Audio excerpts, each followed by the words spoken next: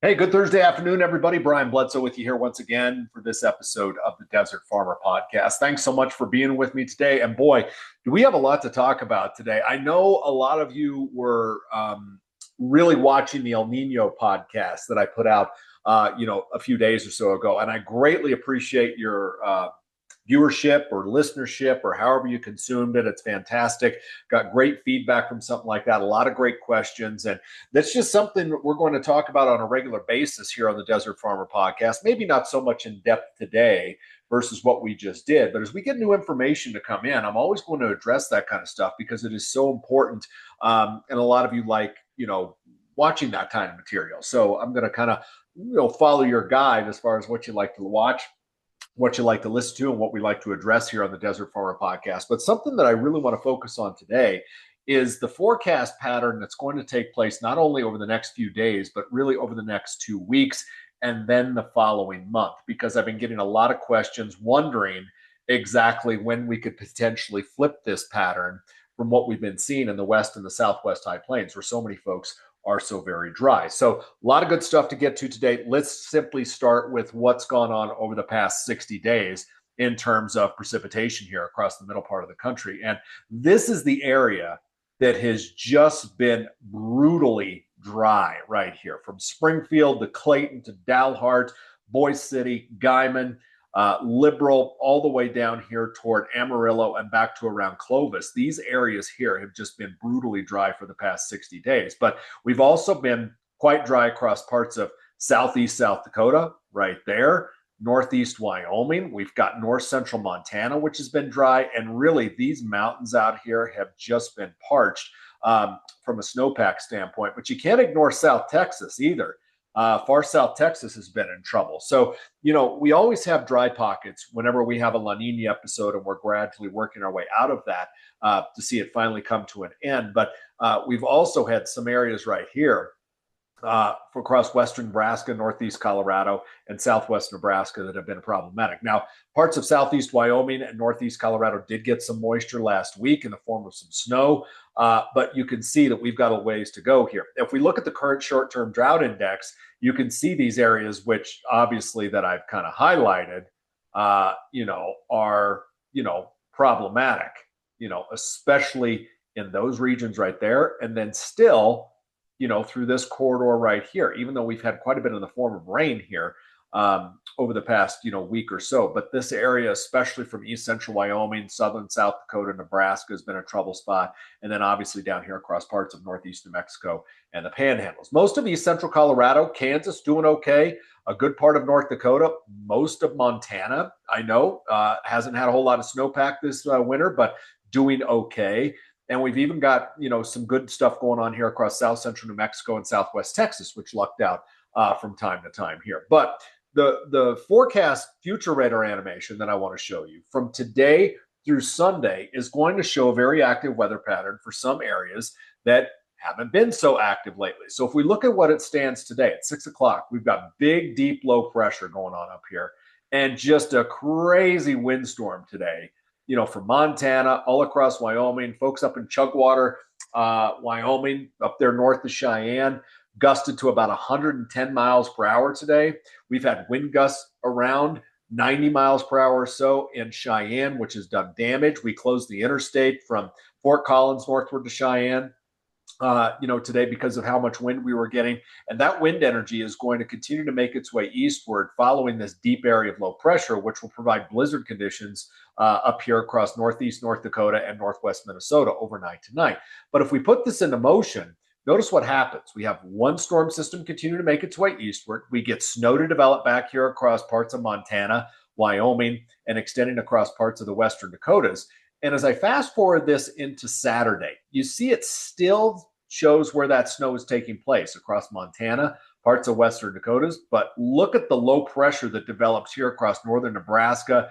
It sends a ripping cold front through the middle part of the country during the daytime hours on Sunday. And that actually brings Arctic air into the fray here. I'm going to let this go one more time. It brings Arctic air into the picture by the time we head into late Saturday night, Sunday, and Monday morning. Some of the coldest air we've seen in a while, and it's going to produce a very significant snowstorm across parts of the upper Midwest. As that low pressure continues to organize and move across Nebraska, what it's going to do when it gets in here into the Great Lakes region, it's eventually going to bomb out with some very active weather here in the lower Great Lakes. So what does that mean by the time we head toward Sunday evening? That's when I've stopped. We've got the low pressure here south of Chicago right there. We've got snow and wind big time happening back here. We probably have a line of severe thunderstorms along that line right there. And we have big old high pressure up here that is basically going to move southward, relax that pressure gradient here. The wind is going to relax, and that's going to provide for a very chilly start to the day on Monday. In fact, we're probably, and I'll show this to you in a second, in parts of the west and southwest high plains, we're going to go from low to mid 80s to low to mid teens. Low to mid 80s Saturday afternoon to low to mid teens by the time we head into Monday morning. Pretty big shock to the system there for sure. So obviously I always talk about that trend this time of year because in March we can see some of that extreme stuff.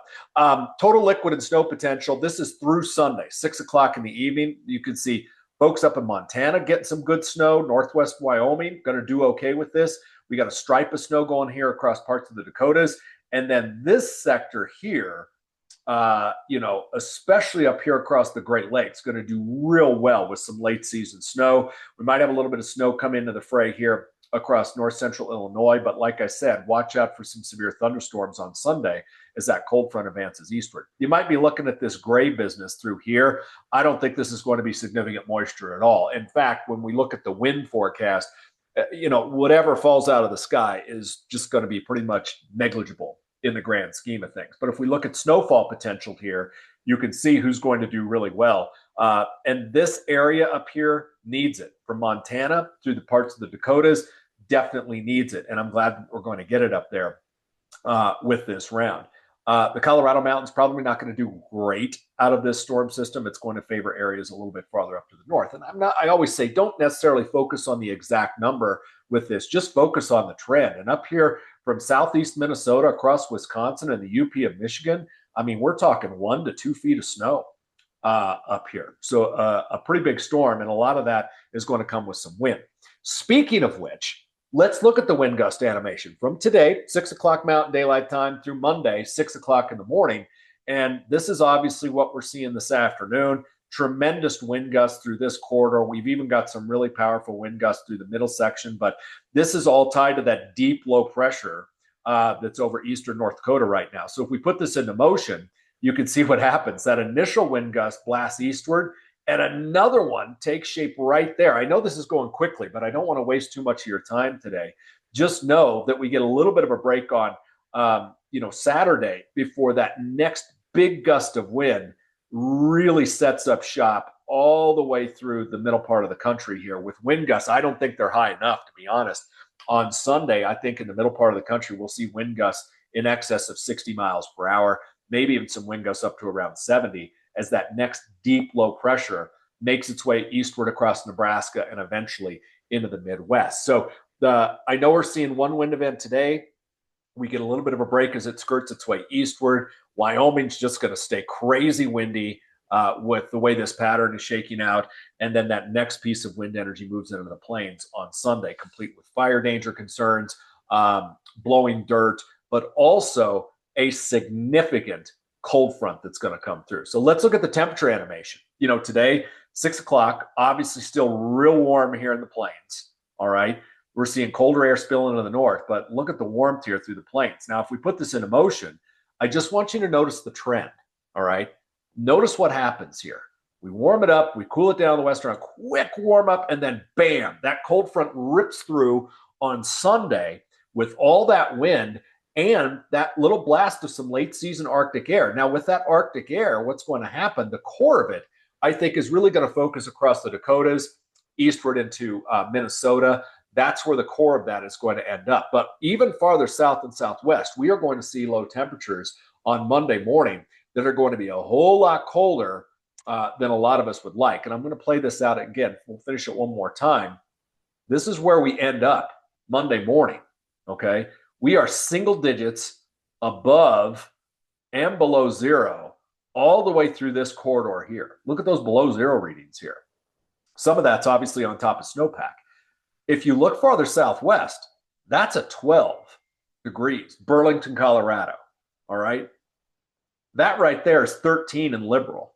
That's a 17 in Clayton. Dalhart's probably going to be around 7. 25 in Lubbock. These are areas that are going to be in those lower to middle 80s on Saturday afternoon. And by Monday morning, they're going to be in the lower teens right there. If you are cabbing, obviously that type of a temperature shock can really give you some problems. I know all about that. But I'm also wondering what some of the wheat looks like at this point. North Central Kansas, 13 degrees on Monday morning. I've talked to a lot of folks that are really, distraught because their wheat is so tall with this. So I know wheat has 9 lives. We joke about it all the time, but I'm wondering if this type of shock is going to have create some sort of a problem, but also with blowing dirt. I know some of the wheat isn't looking as great farther northwest versus farther east. So, I'm just a little bit concerned about the temperature shock that's going to take place here during that 36-hour period. Maybe I shouldn't be concerned at all, but I'm a little bit concerned about what we're looking at here. And even down here in Southwest Texas, temperatures going to start out maybe below freezing early on Monday. Pretty wild stuff, but certainly not unprecedented for the month of March, as you well know. Let's look beyond that. Forecast upper level weather pattern. This is from March 16th through the 26th. So Monday morning, March 16th, very deep area of low pressure here across the Great Lakes region. Big ridge of high pressure building out here along the California coast. So our weather pattern's just doing, a whole lot of this. Very amplified.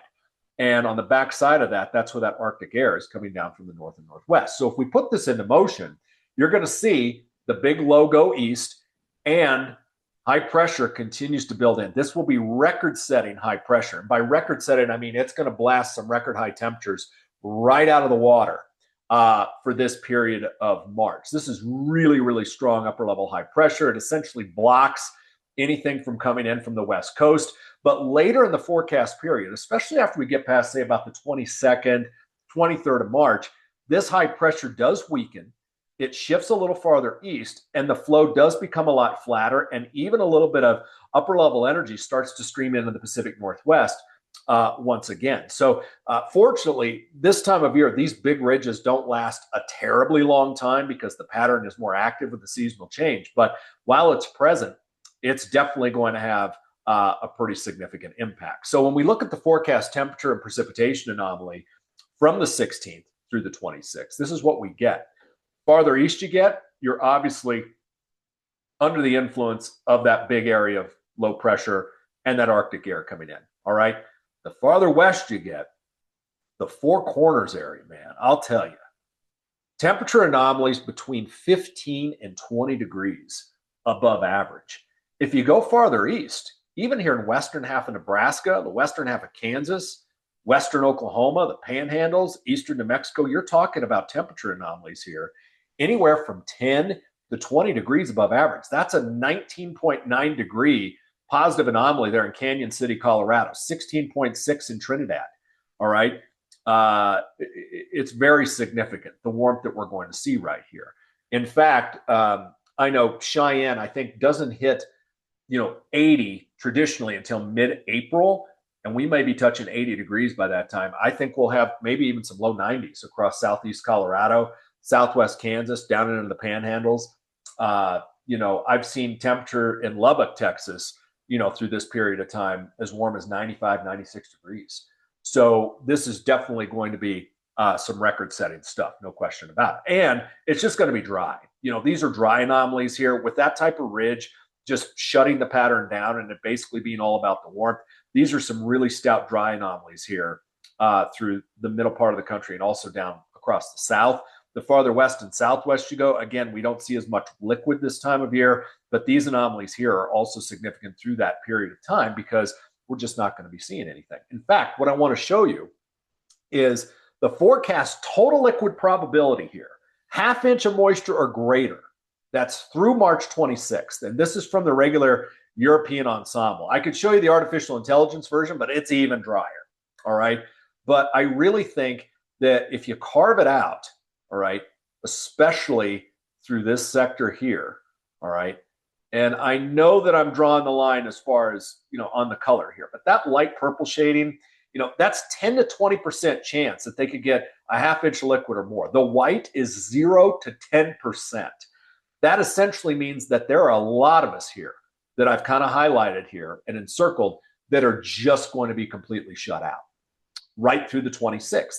Now, is there a chance with that ridge breaking down that something could sneak in the last few days of March, last couple of days? I suppose that could happen. All right. I just don't see any evidence that that's going to be the case right now. So I know a lot of folks, depending on, dry time to finish off their annual forage interval or a PRF interval, especially, in this area that I highlighted, southeast corner of Colorado, southwest Kansas, down here northeast New Mexico, and those the northern part of the Texas Panhandle, Oklahoma Panhandle, where the last 60 days have just been, completely dry in some places. Obviously, if we can kind of finish that off, you're going to get a pretty substantial check if you elected to do a February-March interval, from a PRF standpoint. But again, we're going to need the moisture here at some point. I just don't see it happening really over the next couple of weeks or so, which kind of leads me to my next topic here. This is the European Extended Model Forecast. This is a product that goes out 46 days. All right. It runs every evening. So this is the run that you're going to look at that came in last evening. And we're just going to look at the upper level weather pattern on this for a second. Now, with any model, this isn't the end all be all. All right. A couple of things that I want to clue you in on here along the way that I think are important when you digest this model. But this is the 30-day upper level weather pattern that goes from March 11th through April 10th. And what you're getting here is a ridge of high pressure over there in the Bering Sea.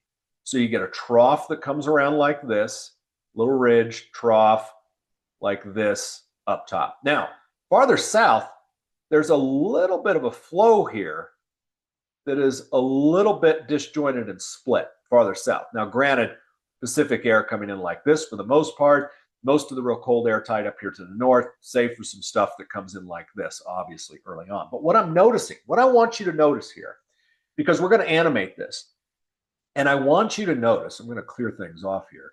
I want you to notice what kind of happens here in this area. See how these lines are basically just real flat, west to east type of thing.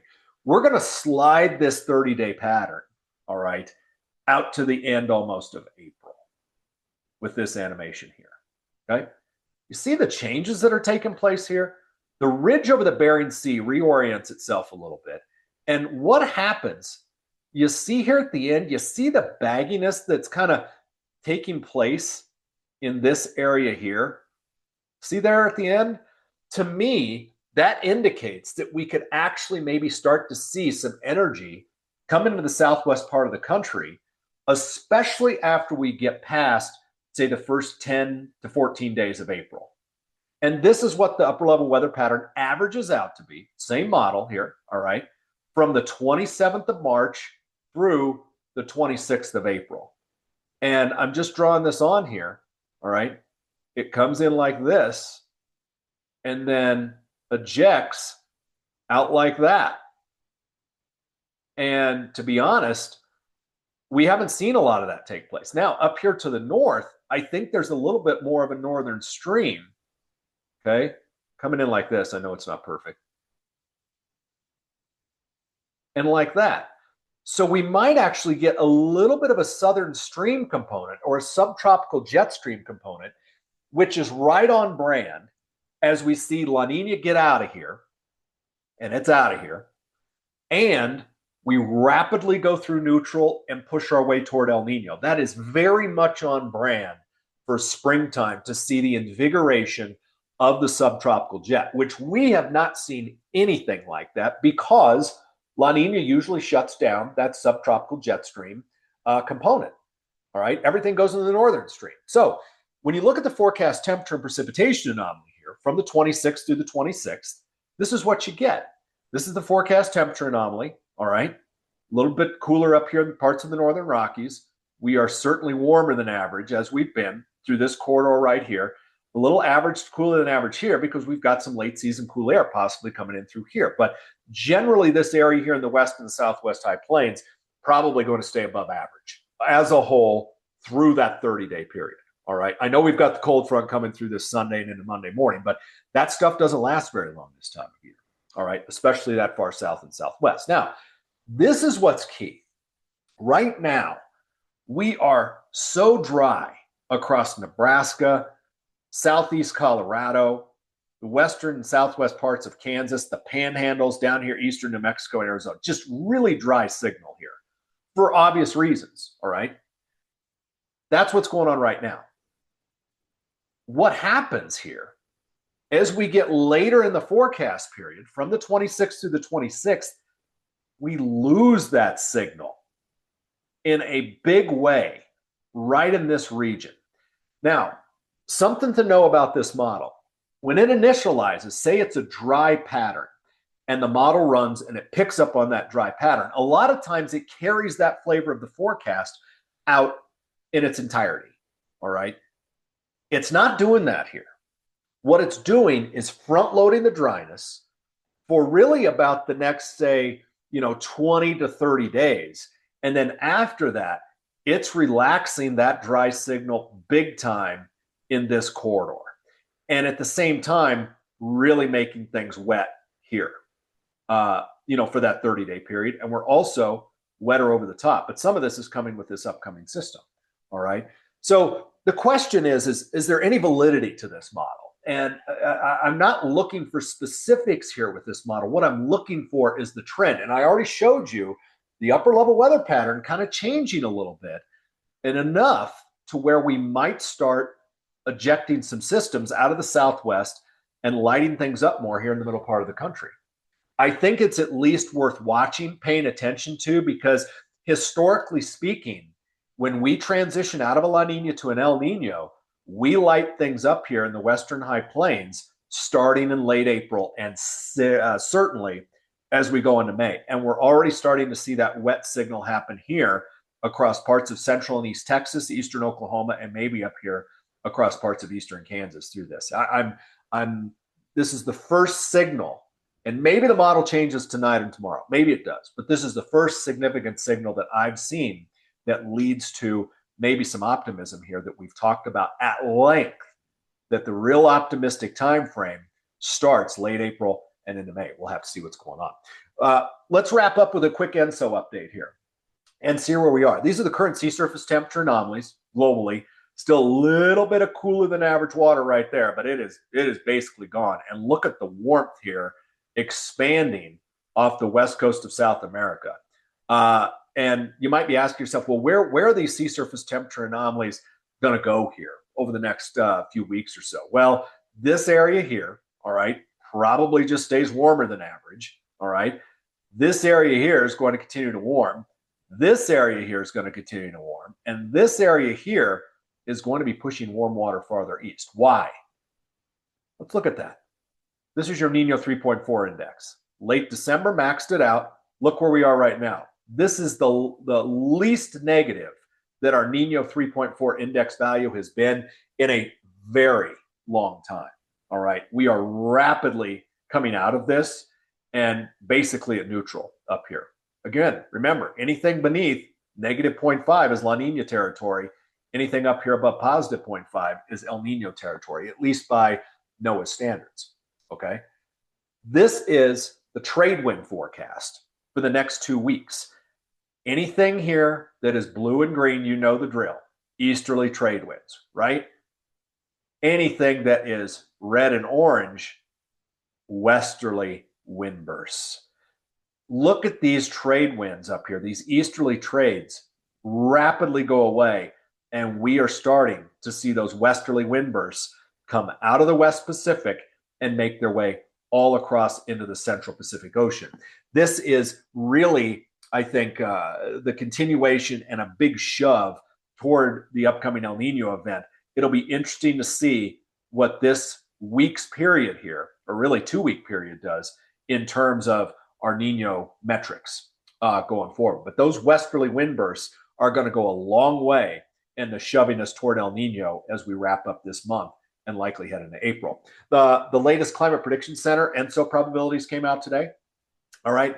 If you frequent the Desert Farmer podcast, or you are a client of mine, or you've heard me talk about weather on the U.S. Farm Report or in another venue, I always talk about how the Climate Prediction Center always seems to be a little behind with how the ENSO transition takes place with these probabilities. Because, and I've said this before, that what they've done this month is basically cut the La Nina probabilities for Feb, March, and April by a good 15 to 20%. And over here in May, June, July, they've increased it by about a good 15 to 20%. And we've talked about this before, that the signs have been very, very clear where we were going in all of the modeling. And I know that there's always a little bit of uncertainty, but back in 2023, I saw these signals taking place and was really beating the El Nino drum going forward. And I've been doing this now really since last summer. If you frequent us here on the Desert Farmer podcast, you obviously know that. So I think that in the April update, these probabilities, especially through the warm season, are going to become even more increased, because April, May, June probabilities of an El Nino at 15%, to me, that just doesn't seem right. And the way we are going to ascend with the sea surface temperature anomalies, that is another reason that I believe that they're a little bit shy with this. So if you look at the Bureau of Meteorology forecast over in Australia, all right, their metric's a little different over there. Negative 0.8 is La Nina, positive 0.8 is El Nino. All right, I'm not necessarily focused on where we end up out here in August. I'm focused on the incredible rate of change that takes place here from where we are here in March all the way out here toward May. That is a rapid warming. That is very good model agreement. With its members being very closely tied together. We talked about that in the last episode. And I just think we're probably going to move forward with this faster than what the Climate Prediction Center is indicating. I get it. It's a little more measured forecast. I'm not throwing shade at them. It's just a trend that I've noticed, and I've been watching this stuff for a very long time. Folks, that's what I have for you today. I want to give a huge shout out here at the end of the Desert Farmer podcast to Mark Arnish and his son Brett.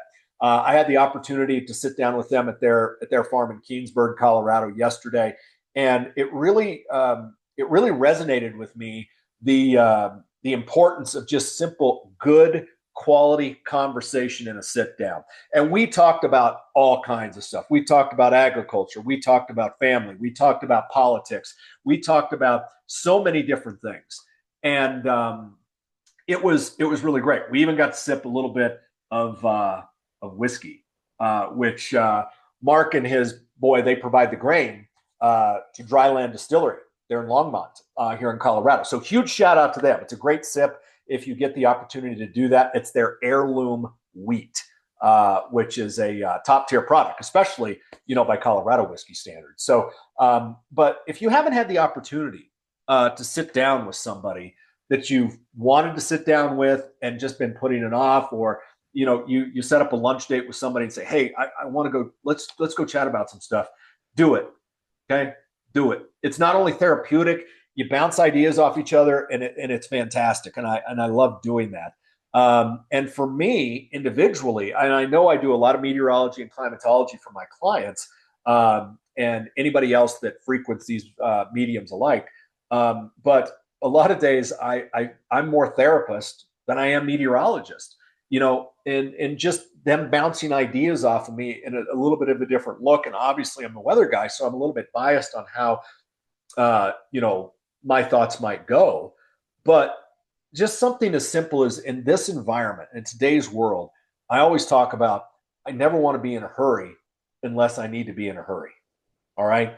There's no point in being in a hurry if you don't need to, especially from a weather standpoint. I like to let the game come to me in a lot of different ways, because it helps make your decisions in many cases a lot easier. The same thing in agriculture. I've talked about this many, many times before, not only here on the Desert Farmer podcast, but with individual listeners alike. And it's just kind of my way, my motto. And that's what I like doing. But when I'm talking about that with different folks, they're like, oh yeah, that's not a bad idea. Let's give this a little bit of time to breathe. Let's see how this is going to shake out before we have to make that hard decision on that hard deadline. So I want to leave you with that today. Thank you guys so much for listening. I greatly appreciate your listenership.